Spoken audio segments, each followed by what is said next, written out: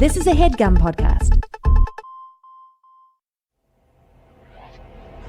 This ain't that long-term vision and invest. This is time to get that cake quicker than Sexton. If you about that, that's money sensation. It's time to open up your ears to Twinnovation.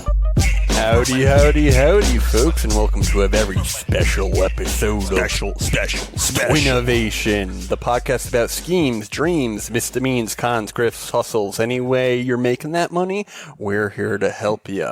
Fade out. Dylan can fix that, Jeffrey. And we're joined by our very special older brother, Moolio Ba Boolio, Marcus Rosenberg. Yay! How you guys doing? We're doing great. We're all on a semi-vacation right now in the Cape. The Cape. Welcome to the Cape. A lovely place in the summer. In the winter, though, I hear it's infested by meth heads. Have you heard this? Yeah, tweakers. I actually just noticed, Jeff, while we were driving, did you see that there was a guy walking on the little sidewalk on the bridge, and a guy rode by him on a bike? Yeah, half the cars on the highway are people walking. Yeah, and this guy looked peeved. You know, guys that kind of drink on the street. Like they get sun-soaked, and that, I think, combines with the meth and kind of fries you up, Cape Cod style. Fried clams, which actually sort of, I don't want to get into it too quick, but, you know, I got a lot on my mind, boys. We saw Clams license plate. Oh, did you know? Yeah, we do. We got It's the beef of the week. I know you guys all have one, but I have a little slider, so I'll start it off nice and easy. I'm on the beach the last couple days, and Anna has been really great at finding clams. All right, full clams or just the shells? No, full clams, and you can tell because when the shore goes in, what do they call that? The tide goes in. Yes. You can see little air holes air bubbles pop out of the sand. Yeah, and then you dig through the sand, or they're right up there? Sometimes you got to dig through the sand, but yeah, you dig through the sand based on where the air hole pocket is. So Anna probably found 20 or 30 of these little suckers, and it's really cool because, you know, they use their tongue, I guess, or their arms. It all looks like a tongue when you're a clam, and they dig themselves down under the dirt so the seagulls don't get them. Right, but then are you eating them? No, we're not eating them. Well, you know, I'll get to that, Jeff. Right now, we're just collecting them. Right. And putting them in. Don't they die if you don't have them? I have a little puddle. I have a hole. That we're keeping them. And I don't know if they need to be in water. I'm a little confused about that. Yeah. They do. Are they in the water when you go to Stop and Shop? We'll get back to you on that. They might be on ice, which is a form of water. And so, you know, we decided not to eat them, right? Because, you know, now they've become part of our day. Right. And we go back. You're naming all of them? Yeah, of course. Shelly, Clammy, Clint, Clam. I guess clam is sort of unoriginal for a clam. Yeah. But basically, we go back, and I hear through the grapevine that a bunch of kids on the beach ended up going to where our clams were, ripping open the clam shells, pulling the clams out, ripping them in half. It's brutal, you know, and it kind of reminded me how much kids, you know, stomping on ants, what have you. All these things have families. They all have lives, I'm friends. surprised they can. I guess are they not closed shut? They are closed shut, but and then they're tearing them apart with their fingers? Yeah, well, that's what I heard, Jeff. From who? Through the grapevine, like I said, the people talk out there. You know, it's a small community. It's true. And do you boys have any memories of childhood where you killed animals? Jeff, I think you like to shoot birds, right? No, I never did that. Little cute sparrows. No, I did not do that. Yeah. Chickadee. So me being the clam man, I found that especially upsetting. But, you know, what are you going to do? They killed all of them. Yes. Did you find the guts? I guess the seagulls get to the guts pretty quickly. Oh, they do, Jeff. The seagulls are on top of it.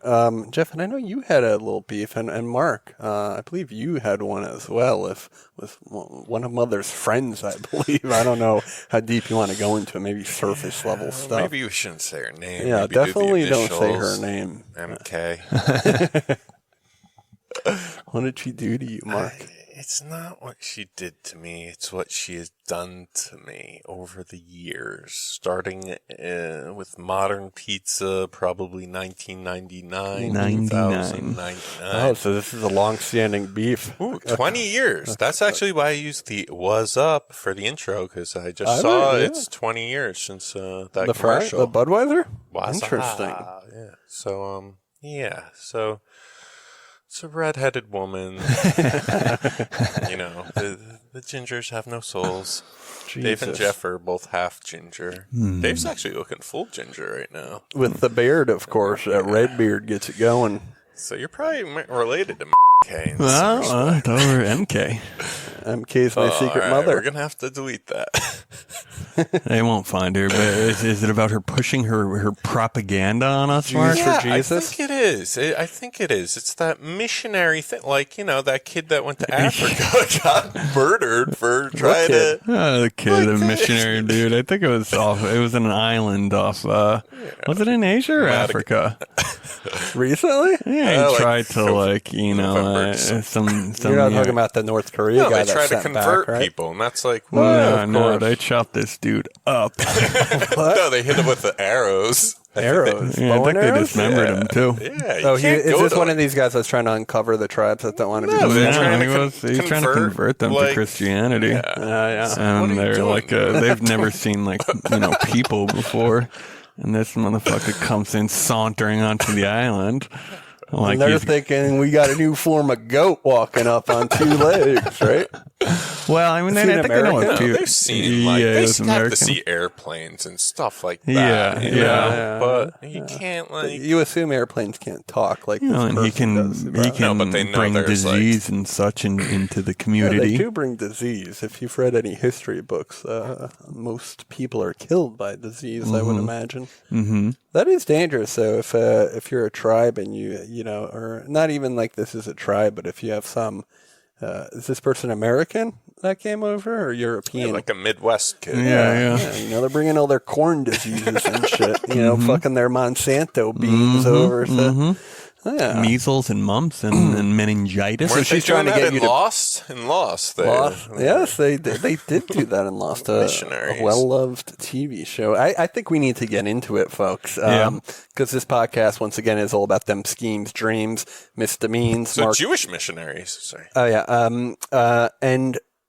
first up in the pig pen, he's my favorite. He usually comes out hitting at least a ground rule double. He's my favy, baby Davy. He's me, baby Davy. What do you have for us today, Daver? Ooh, I'm so excited for you guys to be here with me right now. I got something special planned for you. Folks, allow me to pose a question. Yeah, please do. What is the worst part or the hardest part about going vegan, vegetarian, pescatarian, what have you? What's the hardest part? You get normies getting on your case about how you think you're better than them. Yeah, but you, of course, are a normie in this situation. Yeah, non-vegan, non-vegetarian, the hardest part would be people giving are up giving meat. you guff. Yeah. Everyone loves their burgers, especially in America. And basically becoming vegan, vegetarian, what have you, is a diet, right? It's a change of diet. And we all know the high percentage of failures when it comes to changing your diet. So what I'm proposing to you today is something really interesting, folks, okay? How about I pose you this? Once a year, we have a new national holiday called meat feasting for people who want to be vegetarians or vegans, but don't want to completely give up the pork slop. It's sort of like the purge, but for meat eating. Announcing the Slurge. I know it said it was called the big slop before, but we're actually calling it the Slurge. A NOE judgment zone, if you will, for 24 hours where you can feast on any meat of your delight, and we stress any. That's right, from Peking? Duck?